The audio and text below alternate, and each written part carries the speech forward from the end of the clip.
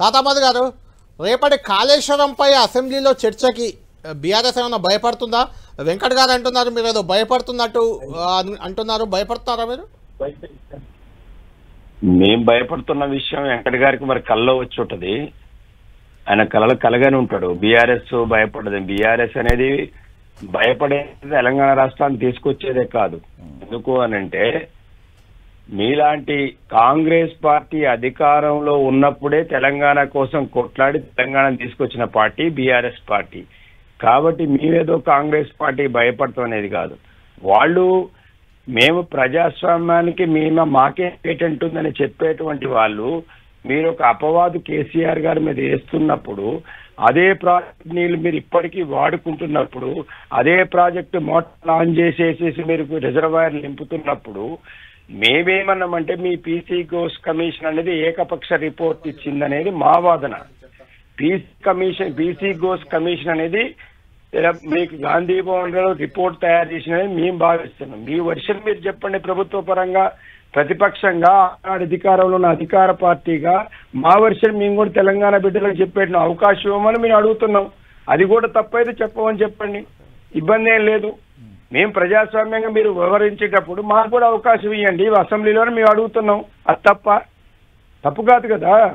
ఎవరైనా చెప్పుకోవచ్చు, మీరు కూడా ఢిల్లీలో కాదు కదా, ఎవరైనా చెప్పుకోవచ్చు. మీరు కూడా ఢిల్లీలో పార్లమెంట్లో రాహుల్ గాంధీ గారు అడుగుతున్నారు కదా. మీరు బహుశా మొత్తం విననట్టు తాతామధు గారు 2016-17లో ఇదే సంబంధించి 2016లో కేసీఆర్ గారు పవర్ పాయింట్ ప్రజెంటేషన్ చేసినప్పుడు కూడా జానారెడ్డి గారు ఆ రోజు సిఎల్పి నాయకు అనుకుంటే ఆ రోజు మీరు ఏం చేసి ఏ రకంగా ప్రవర్తించారో దాని పవర్ పాయింట్ ప్రజెంటేషన్ ఇస్తే అది మీరు ఒకసారి అడగండి. దాని తర్వాత మీ సహచర శాసన మండలి సభ్యులు దాసోజు శ్రవణ్ గారు ఆ రోజు రావినారాయణ రెడ్డి ఆడిటోరియంలో ఇదే కాళేశ్వరం ప్రాజెక్ట్ పని ఏ రకమైన తప్పులు అయితే ఏమేమి ఇబ్బందులు అయితే వారే ఆ రోజు కంప్లీట్గా పవర్ పాయింట్ ప్రజెంటేషన్ ఇచ్చారు. నాకు కూడా ఎట్లా తెలుసు అంటే ఆ రోజు ఎన్ఎస్ఏ రాష్ట్ర అధ్యక్షునిగా ఆ రోజు నన్ను కూడా దానికి ఇన్వైట్ చేశారు కాబట్టి వారే మాకు అవగాహన కల్పించారు. ఈ రోజు వాళ్ళ పార్టీలో సభ్యులుగా ఉన్నారు. ఇప్పుడే కళ్యాణ్ గారు చెప్పారు. మీరు దాసు శ్రవణ్ గారి గురించి మీరు నేనే అంటున్నా. తుమ్మల నాగేశ్వరరావు గారు ఆ రోజు మంత్రిమండలిలో ఉన్నారు. మీకు ఆ రోజు పొంగులేటి శ్రీనివాసరెడ్డి గారు ఎంపీగా ఉన్నారు.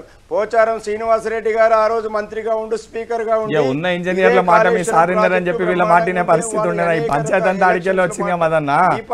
ఎవరి మాటినాక అన్ని నాకే తెలుసు అని ఒంటెద్దు పోకడతో పోతేనే కదా పరిస్థితి వచ్చింది. ఎవరి మాట వినలేదు. కేసీఆర్ కట్టాడు అక్కడ నిలబడి అంగీకరించిండు కదా, కాంగ్రెస్ అంగీకరించిండు కదా అన్ని తానే అని చెప్పి. వెంకట్ గారు ఏం చెప్తారు, అన్ని నేనే కట్టారని. జనరల్గా ఏం చెప్తారు, మా క్రెడిట్ అనేది చెప్తుంది. ఏ నాయకుడైనా గతంలో అనేక ప్రాజెక్టులు కట్టినాయి, కూలిపోయిన వాటికి అంటే మేము కట్టామని చెప్పుకున్న పార్టీలు ఎజెండాలు పెట్టుకున్న వాళ్ళందరూ బాధ్యత వహిస్తారు. ఒక ముఖ్యమంత్రి కానీ ఒక ప్రధానమంత్రి కానీ ఇవాళ ఏ రకంగా తెలంగాణ సమాజం మొత్తం చూసింది మదన్న. మీరు మాట్లాడతారా?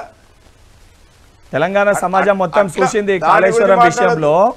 అన్ని తానే చేసిన అన్ని నాదే క్రెడిట్ అని చెప్పి మీరు మాట్లాడిన సందర్భాలు ఎన్నో ఉన్నాయి. 100% ఈ రోజు క్రెడిట్ తీసుకుంటా. మరి అదే చెప్తున్నాం. మరి జరిగినప్పుడు మరి దాని గురించి అంటున్నామో మేము అదే అనేది. ఇప్పుడు ఏదైతే అంగీకరించారో అదే విషయం దాని గురించి తప్పులు జరిగినాయి అని చెప్పి నిపుణుల కమిటీ రిపోర్ట్ కూడా ఉంది. మేమేమంటున్నాము, కాళేశ్వర నిర్మాణాన్ని కాళేశ్వరం అంత ప్రాజెక్టు కట్టింది అది కేసీఆర్ గారి క్రెడిటే, బీఆర్ఎస్ క్రెడిటే అని చెప్తాం. సంతోషం, అంగీకరించారు కదా. కట్టలేవరు కూడా అని చెప్తున్నాం. కాబట్టి చర్యలు ఉంటాయి. అరే మీరు సీతారామ మీరు చర్యలు ఉంటాయి. ఇప్పుడు మట్టి తీలే సీతారామ దానిపైన చర్చలో పాల్గొనండి. కేసీఆర్ గారు రమ్మనండి. 3 మంత్రులు ఉన్నారు. ఏం చేశారు? తానే చేసినప్పుడు రావాలి కదా చర్చకి. బరాబర్ ఆ ప్రాజెక్టు నుంచే మీరు ఇవాళ మోటార్ లాంచ్ చేసి చర్చలో పాల్గొనండి. మధు గారు ఒక్క నిమిషం, వెంకట్ గారు ఒక్క నిమిషం. బీజేపీ స్టాండ్ ఏంటి అసలు ఈ కాళేశ్వరం విషయంలో? రాకేష్ రెడ్డి గారు కూడా ఉన్నారు మాతో.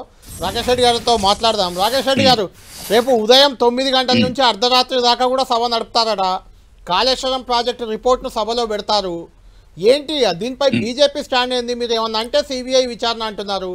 మరి మీరే గత 10 ఏళ్ళుగా అధికారంలో ఉన్నారు. ఆ కాళేశ్వరం ప్రాజెక్టుకి అన్ని అనుమతులు మీరే ఇచ్చారు. లాస్ట్కు ఆ కాళేశ్వరం ప్రాజెక్టు కుంగిపోయినప్పుడు కూడా ఎన్డీఎస్ఏ రిపోర్ట్ కూడా మీ కేంద్ర ప్రభుత్వం ఆధీనంలోని సంస్థ ఇచ్చింది.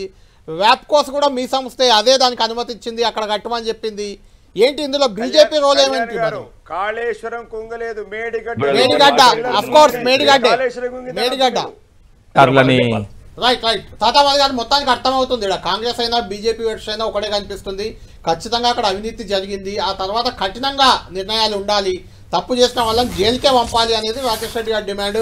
కాంగ్రెస్ కూడా అదే ఉద్దేశంతో రేపు సభలో చర్చకు పెడుతుంది కాళేశ్వరం రిపోర్ట్ని. మీకేమనిపిస్తుంది కాళేశ్వరం రిపోర్ట్ పై చర్చ తర్వాత ఏం జరగబోతుంది?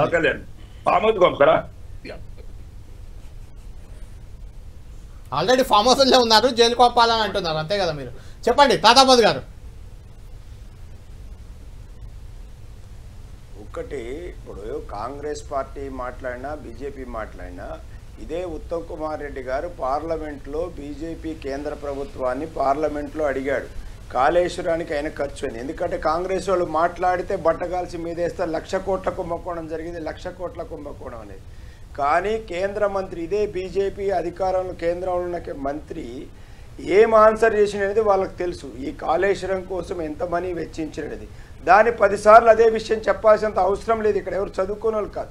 రెండో విషయం, కాళేశ్వరం కుప్పగూలింది, కాళేశ్వరం పనికిరాదు అని చెప్తున్నారు. నేను అడుగుతున్నాను కాంగ్రెస్ నాయకుల్ని, అదే కాళేశ్వరంలో ఉన్న మోటార్లను ఎందుకు ఆన్ చేసి నీళ్ళు ఎత్తిపోస్తున్నారు? కాళేశ్వరం ఫెయిల్యూర్ ప్రాజెక్ట్ అయితే అదే కాళేశ్వరం ప్రాజెక్ట్ నుంచి హైదరాబాద్కు నీళ్ళు ఎందుకు తీసుకొస్తున్నారు? అదే కాళేశ్వరం నుంచి కొండపోచం ఎందుకు నింపుతున్నారు? అదే కాళేశ్వరం నుంచి లేకపోతే ఈ మిగతా ప్రాజెక్టులు ఎందుకు నింపుతున్నారు?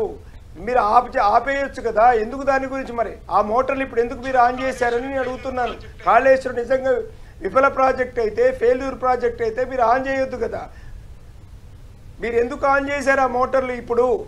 అదేవిధంగా మీకు అనేక ప్రాజెక్టులు ఇవాళ మీకు కాళేశ్వరము అనేటిది మేము చెప్పటం కాదు, ఇప్పటికైనా భవిష్యత్తులోనైనా తెలంగాణకి వరప్రదాయం అనేది నేను ఓపెన్గా చెప్తా ఉన్నాను. మీరు దాన్ని విఫల ప్రాజెక్టుగా చేసేసి దాన్ని ఏదో చేసేసి ఆంధ్రాకు నీళ్ళు ఇవ్వాలి, ఆ నీళ్ళని వదిలిపెట్టాలి, బనకచర్లకు నీళ్ళు తీసుకుపోవాలి, వారి నాయకుడికి నీళ్ళు ఇవ్వాలని చెప్పి రేవంత్ రెడ్డి ప్లాన్ చేస్తాడు. దానికి ఇప్పుడు దానికి ఒక విషయం కళ్యాణ్ గారు ఫస్ట్ భారతదేశ చరిత్రలో వరస్ట్ ఇరిగేషన్ ప్రాజెక్ట్ ఫెయిల్యూర్ లో 12 ప్రాజెక్టులు కాంగ్రెస్ టైంలోనే జరిగినాయి. మీకు కావాలంటే మీరు ఒక్కసారి ఎవరైనా గూగుల్ సెర్చ్ చేసుకోండి. మీరు మీకు హిస్టరీలో వరస్ట్ ఇండియాలో ఇరిగేషన్ ప్రాజెక్ట్స్ లో వరస్ట్ యాక్సిడెంట్ జరిగినది కాంగ్రెస్ పాలనలో 12 ప్రాజెక్టులు. గూగుల్లో కూడా దుబాయ్ శేఖర్ కొడితే కేసీఆర్ గారి పేరు వస్తుంది అన్నట్లు గూగుల్ మాట్లాడితే నేను వేరే సబ్జెక్ట్. కళ్యాణ్ గారు ఒక విషయం సరిగా చెప్తే వేరే పోతాయి మా ఎందుకు గూగుల్ అట్లా కొడితే వేరే